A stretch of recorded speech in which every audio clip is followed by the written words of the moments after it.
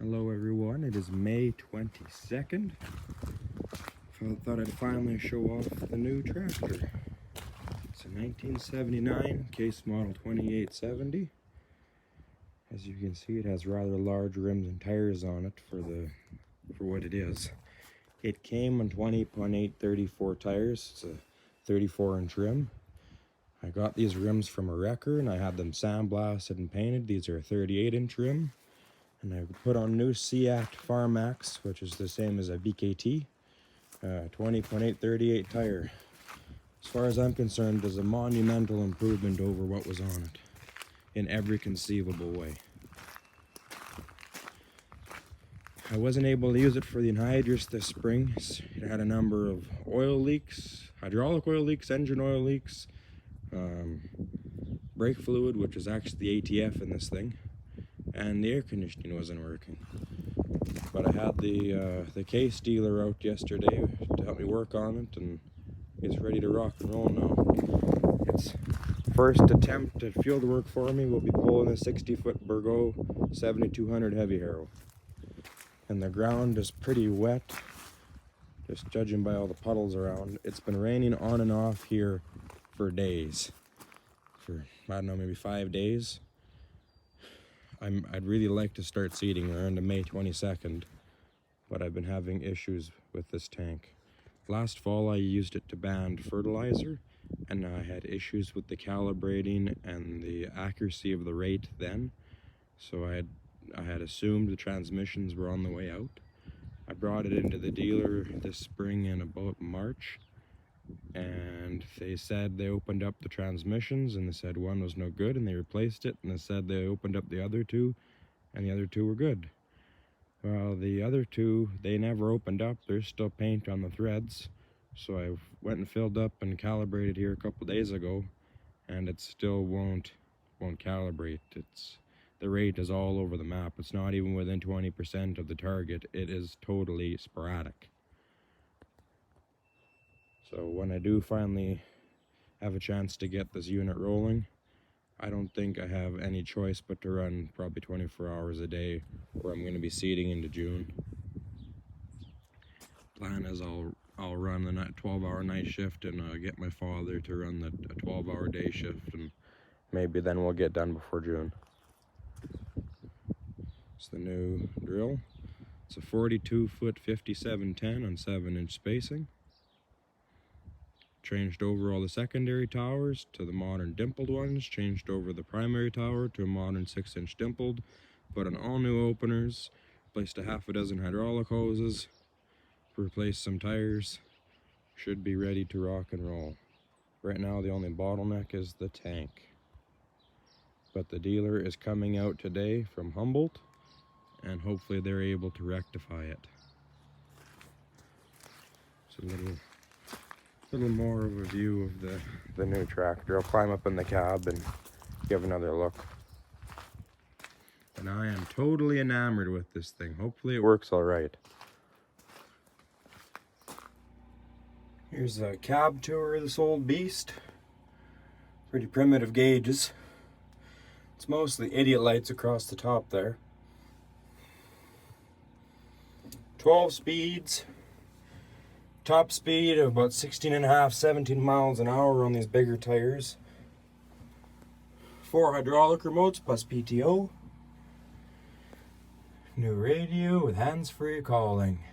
Pretty snazzy for such an antique. New speakers in it. New cab kit, new floor mat. Brand new air seat. And now we're about to have our maiden voyage to the field. And we'll pull this heavy harrow with it. Starts awesome.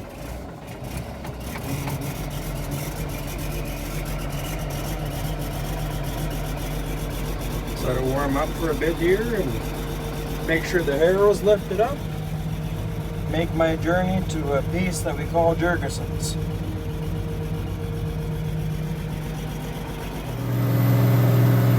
Going down the road, just about at the field. I'm currently in 2-wheel steering mode. It has 4-wheel steering or 2-wheel steering, And two-wheel steering is recommended for road travel for safety reasons. But we're only going about 16.5 miles an hour. That's totally wound out. Maybe 2,500 RPM. Definitely not a speed demon by any means. This is a half section that I did in Hydroson in my previous video.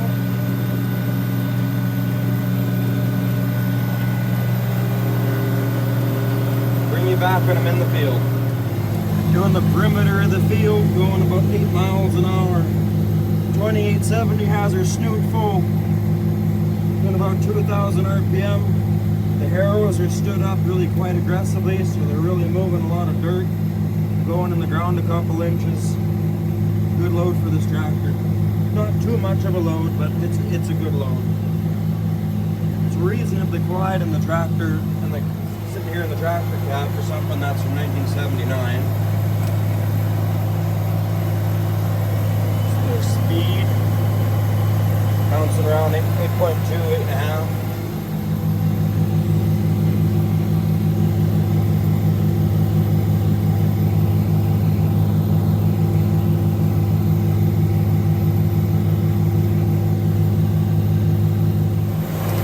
Well, I'm going up and down the field now. I made a few rounds just to make sure everything's working before I pull my phone out. Still going about 8.5 miles an hour, following the lights from this old light bar. This is the trial run for this tractor. If it turns out to be a good tractor, well then I'll put an auto steer system in it with a modern GPS. For now, I just got this old windshield mount light bar. They're not worth a heck of a lot, but they're pretty handy to have around as a spare or for cases like this. No pun intended.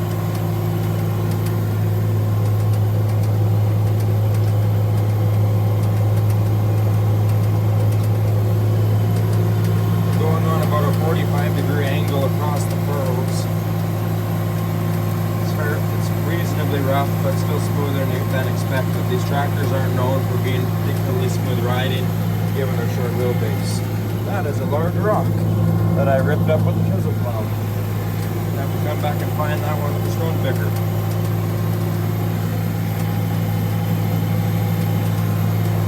The dual spacing on this tractor is really quite wide. Maybe it's improving the ride quality of it.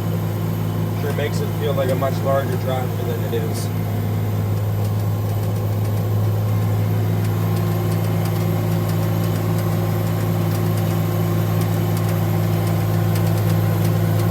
Where I've been. Oh, way off track here. There we go.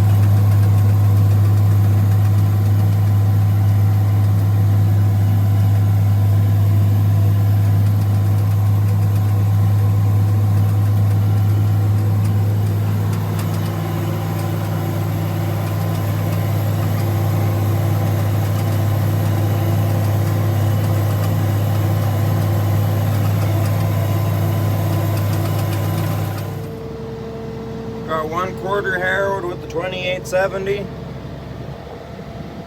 Did a pretty good job. No issues whatsoever. Pulled strong. It's nice and quiet in the cab. Everything seems to work. So far, it seems like a half decent buy. Finished the field, so it's time to fold it back up again and Head back to the yard, it's getting dark out.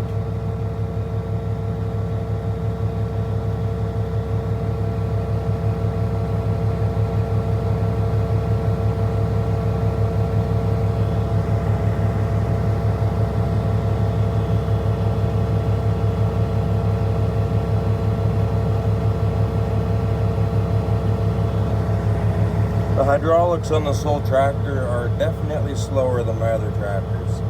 There is no doubt.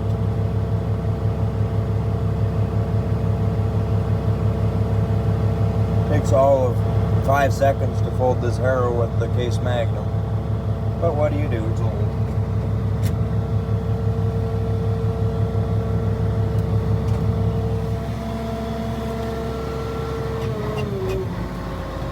Road flashers on. Time to get on the road. Clutch in. First gear, fourth range. First gear in the power shift. Oh, better press this button which sucks the GPS back onto the windshield. Yeah, we let the clutch out. And we're moving. Oh, gotta go into two-wheel steering mode. There we go.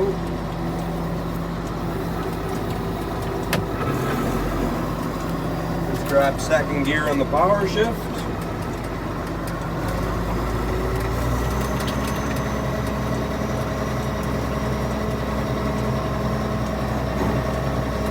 Starting to get dark, but now perfect timing that I got this field done.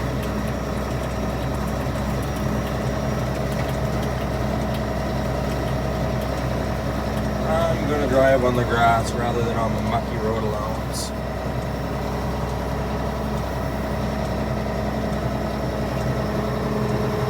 I'm gonna grab third on the power shift. Just shifts nice. Everybody says these old cases are neck breakers. I think part of it is if the power shift was worn out or not set up or adjusted properly or set up properly. Maybe the other part of it is people shift at too high of RPM. I have no complaints with this, with how this one shifts.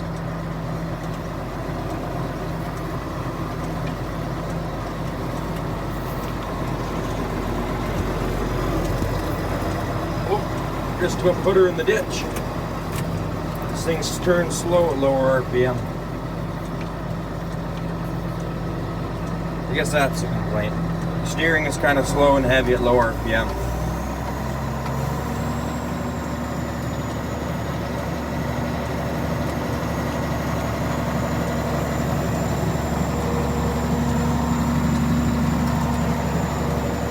And up to full speed.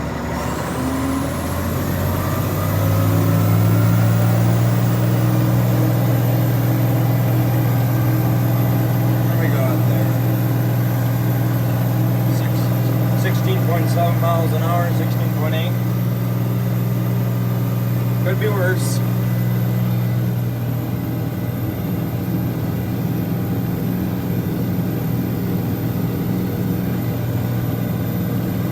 Not hardly going fast enough to create dust. So I get back to the yard and park this thing. My father, of course, working on this old spray coupe 3640 today, trying to get it going. So might be able to spray some tomorrow and seed. We have a really late start to seeding this year. We had issues with the air tank from last fall. There's transmissions on each compartment of the tank that control the rate of metering. Those transmissions were giving grief last fall when I was banding my sulfur. The rate was fluctuating terrible. Instead of putting on a consistent 150 pounds an acre, it was bouncing around as much as 15%, which is not okay. So I brought my tank to my my local dealer this spring to get the transmissions either rebuilt or fixed up or replaced, because they are a wildly complicated thing. They're kind of a CVT because they're endlessly variable. and the dealers claimed they opened them up, and the dealer claimed they were fine. I get the tank back. I see that there isn't even paint missing from the threads of these transmissions, so I know they didn't open them. I go and fill the tank again and go to calibrate, and sure enough, the rate is still fluctuating. It's all over. So I call a different dealer about an hour away, and they came out. In 5 minutes they determined the transmissions were no good, or NFG as farmers would say. You can figure out what the F stands for. Pulled the transmissions off the air tank, sent them away to the dealer, and they're rebuilding them as we speak. So hopefully I can start seeding tomorrow. I will do some seeding if possible, and I'll let my dad run the sprayer for the first couple days. We might switch off so we both get some seed time in each. But that's the best update I can give you. I'll bring you back when we're in the yard. Go back to the yard. Another quick view of the tractor.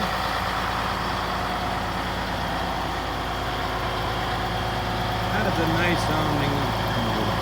Just really smooth.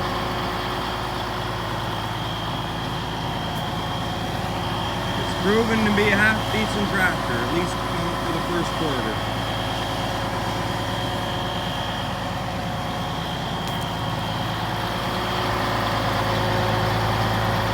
I know the exhaust is kind of goofy, but a factory case exhaust, a muffler I should say, is $2,500.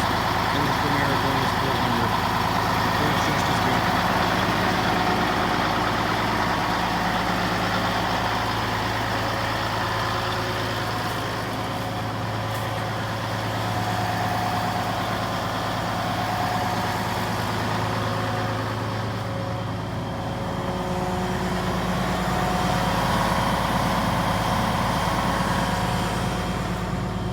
That's it. As always, if you enjoyed the video, like and subscribe for more.